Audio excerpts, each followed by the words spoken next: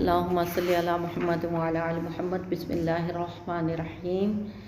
नाज़रीन कराम, अल्हम्दुलिल्लाह अल्लाह तबारक व तआला की दी हुई तौफ़ीक़ के साथ अहकामुल कुरान का सिलसिला लेके आपकी खिदमत में हाज़िर हुई हूँ और इस दुआ के साथ इस वीडियो को शुरू करती हूँ कि अल्लाह तबारक व तआला आपको, हमको और सब मुसलमानों को तवक्कुल और ईमान की बेहतरीन हालतों के साथ अपने हिफ्ज़ व अमान में रखे। मेरी बहनों, जैसे कि इस सिलसिले के नाम से साबित हो रहा है कि हम अहकामुल कुरान यानी कुरान के अहकाम को जानने की कोशिश करने जा रहे हैं। हर मुसलमान का मेरी बहनों ये अकीदा है कि कुरान पाक हदायत का सरचश्मा है और इसमें इंसान के लिए मुकम्मल ज़ाब्ता हयात मौजूद है। लेकिन ये ज़ाब्ता हयात हम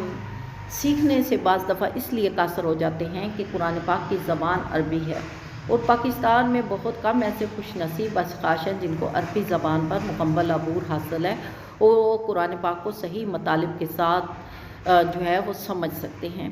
उलमाए दीन ने बहुत सारी खिदमात इस सिलसिले के लिए कोशिशें की, बहुत सारी खिदमात अंजाम दी,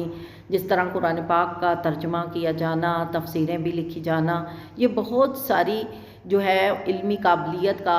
सरचश्मा नज़र आती हैं। लेकिन इसके बावजूद बहुत कम लोग हैं जिनको ये फ़ुर्सत मैसर आती है और इसकी वजह यह है कि ज़िंदगी की कशमकश इतनी सख्त है कि फ़िक्र माश से बहुत कम लोग ऐसे होते हैं जो वो फ़ुर्सत निकाल सके कुरान पाक को समझने की, पढ़ने की और सीखने की। हाँ, कुरान पाक हम पर जो हक़ रखता है उसमें इसका सबसे पहला हक़ यही है मेरी बहनों कि इसे पढ़ा जाए, दूसरा हक़ ये है कि इसे समझा जाए और तीसरा हक़ ये है कि इसको अमल में लाया जाए, जो कुरान पाक को सीखने के बाद ही किया जा सकता है। और इसी तरफ हम जा रहे हैं कि हम इसे कैसे अमल में लाएं, क्योंकि जब तक हम कुरान पाक के अहकाम को बागौर मुताला नहीं कर लेंगे उस वक्त तक इस पर अमल करना हमारे लिए मुश्किल होता है। और फिर इसके बाद अगला जो स्टेप आएगा वो कुरान पाक का चौथा हक़ है हम पर कि वो इसे कहता है कि दूसरों तक पहुंचाया जाए और उसी पहुंचाने की एक कड़ी को लेकर मैं आपकी खिदमत में हाज़िर हुई हूँ। क्योंकि आजकल हमारी सोसाइटी में मज़हब के तौर पर बहुत कम लोगों की तवज्जो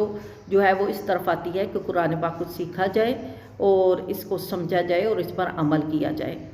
और लिहाजा बहुत सारे लोग अरबी ज़बान को ना समझने की वजह से कुरान पाक के ऊपर अमल करने से कासिर हो जाते हैं। तो अल्लाह तबारक व तआला से दुआ करते हुए कि अल्लाह तबारक व तआला हमें कुरान पाक की सही समझ अता फरमाए, हम बढ़ते हैं अपने सिलसिले की तरफ, जिसमें सबसे पहले तो हम कुरान पाक के नज़ूल को देखते हैं कि ये 22 साल में मुकम्मल हुआ। इसमें कुरान पाक की जो सूरतें हैं उनके दो हिस्से हैं। कुछ सूरतें मक्का मुअज़्ज़मा में नाज़िल हुई, उन्हें मक्की सूरतें कहा जाता है, और कुछ सूरतें मदीना तैयबा में नाज़िल हुई जिसे मदनी सूरतें कहा जाता है। अलबत्ता अगर आप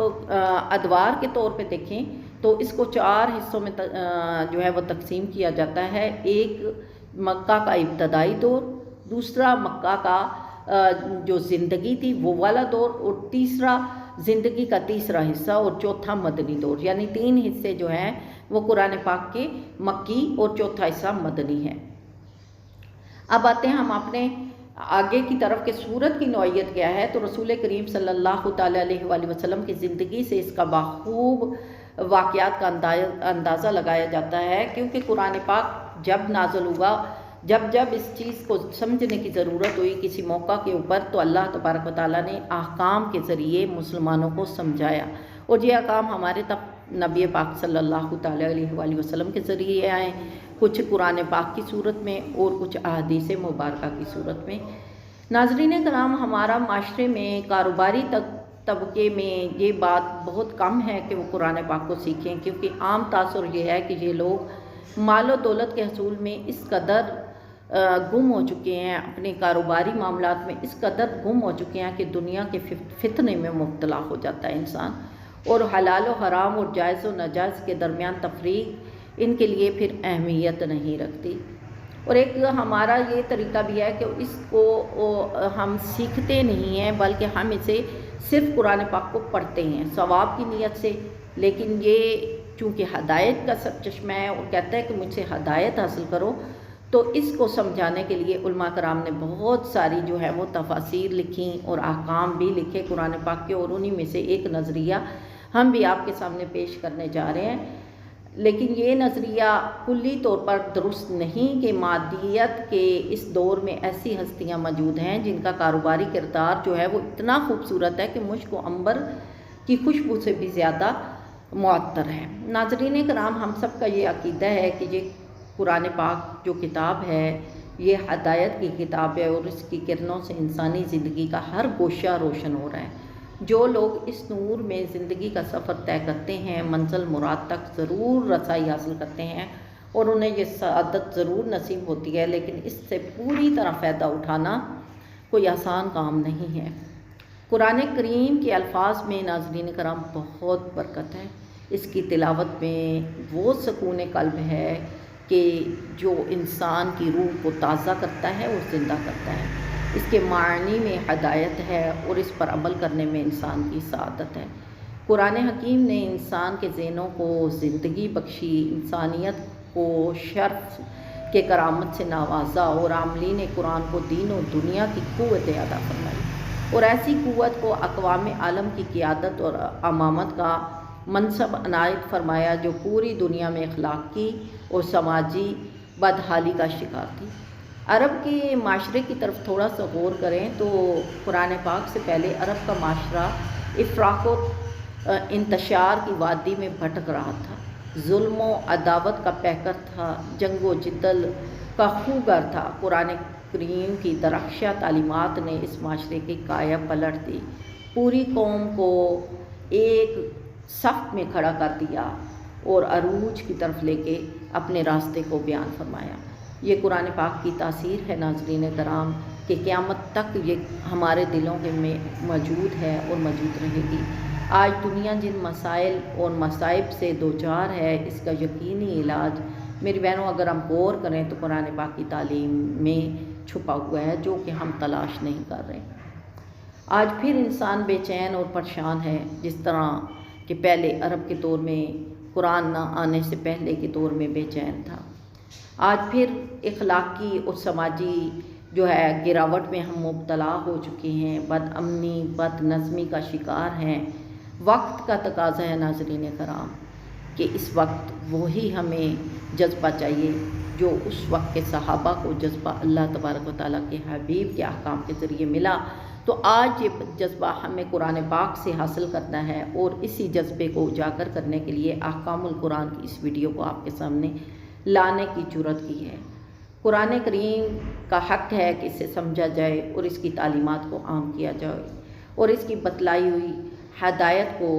بروئے کار لایا جائے۔ بالخصوص میری بہنوں پاکستان میں جو ایک نظریاتی مملکت ہے جس کے آئین کا قرارداد اسی مقاصد کے اوپر مشتمل ہے، جس میں کتاب و سنت کے احکام پر عمل پیرا ہونے کا اعلان بھی جاری ہے۔ اب آتے ہیں اپنے اس سلسلے کی طرف کہ ہم اس سلسلے کو کہاں سے شروع کرنے جا رہے ہیں۔ تو میری بہنوں مسلمانوں کے اس معاشرے کی بدحالی کا ایک اہم سبب جو آپ کے سامنے رکھنے جا رہی ہوں وہ سبب یہ ہے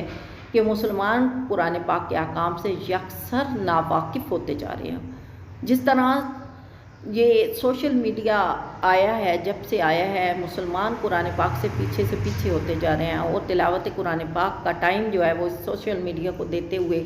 اپنی علمی کاوشوں سے بہت پیچھے رہتے جا رہے ہیں۔ لہٰذا یہاں پر ہم قرآن پاک کے ان احکام کو نصیحتاً آپ کے سامنے پیش کریں گے جو کہ آسان زبان میں ہوں گے، اور اس کی ایک مثال وَلَقَدْ يَسَّرْنَا الْقُرْآنَ لِلذِّكْرِ فَهَلْ مِن مُدَّكِّرٍ کی صورت میں آپ کے سامنے پیش کرنے جا رہی ہوں کہ اللہ تبارک و تعالیٰ نے فرمایا کہ ہم نے قرآن پاک کو نصیحت کے طور پر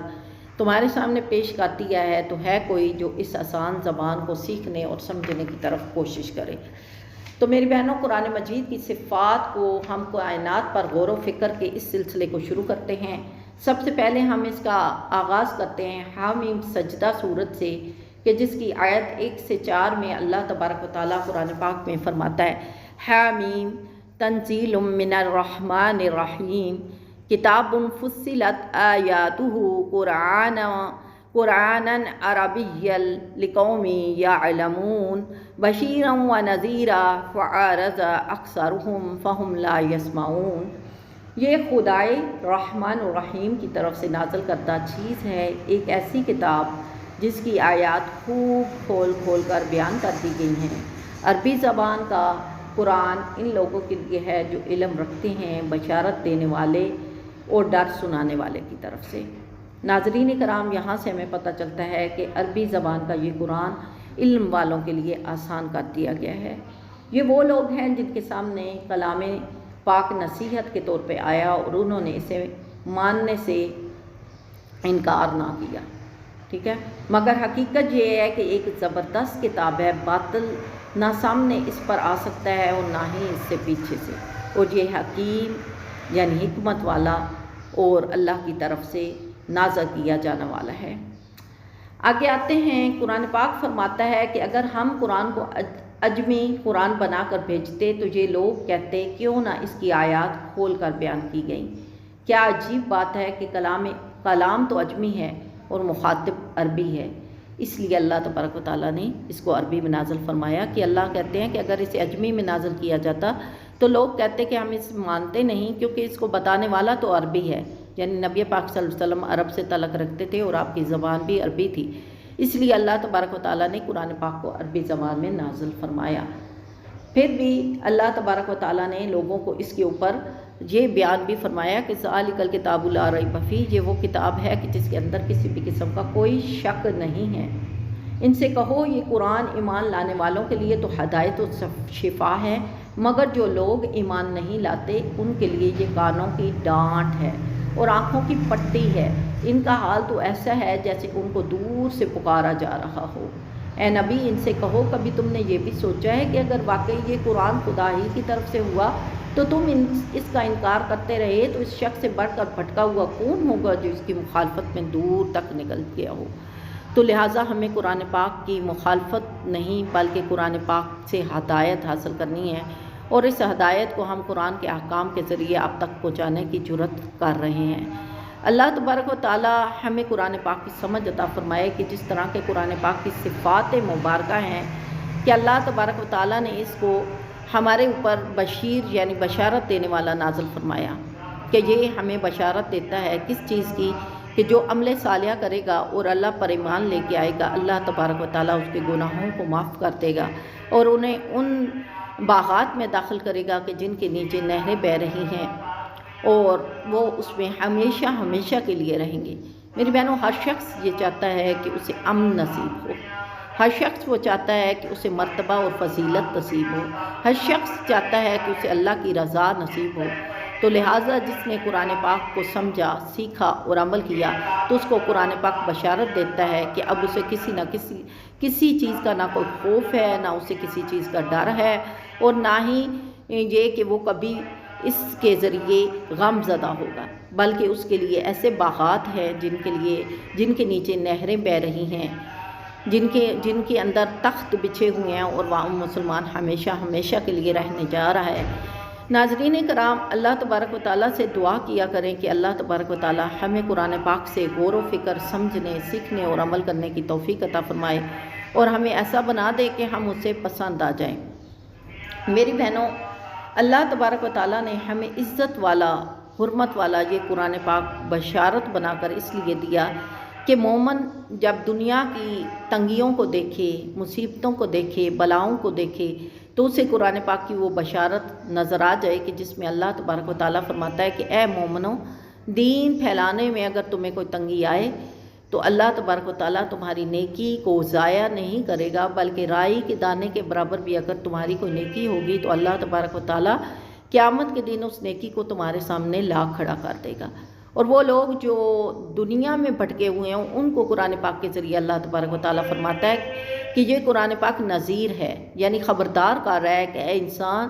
یہ دھوکے کا گھر ہے، یہ دنیا مچھر کا پر ہے، یہ مکڑی کا جالا ہے، یہ ہمیشہ رہنے والا نہیں ہے، لہٰذا اپنے دلوں کے ان غلافوں کو اتار دو کہ جن کے اوپر مٹی کی ایک تہ جمی ہوئی ہے، اس تہ کو ہٹا کر اسے ایک نورانی نور کی صورت میں بدل دو تاکہ اللہ تبارک و تعالیٰ تمہارے لیے راحت کے دروازے کھولے، رحمت کے دروازے کھولے اور تمہیں عمل کی توفیق عطا فرمائے، کیونکہ اللہ تبارک و تعالیٰ فرماتے ہیں کہ میں جس سے راضی ہوتا ہوں اسے ہدایت عطا فرماتا ہوں، اور ہدایت وہ چیز ہے کہ جو جنت کے راستوں کی طرف ہمیں گامزن کرتی ہے۔ میری بہنوں، آج کی اس ویڈیو میں ہم نے احکام قرآن کے تعارف کو آپ کے سامنے بیان کیا ہے۔ انشاءاللہ عز و جل قرآن پاک کے اس احکام کو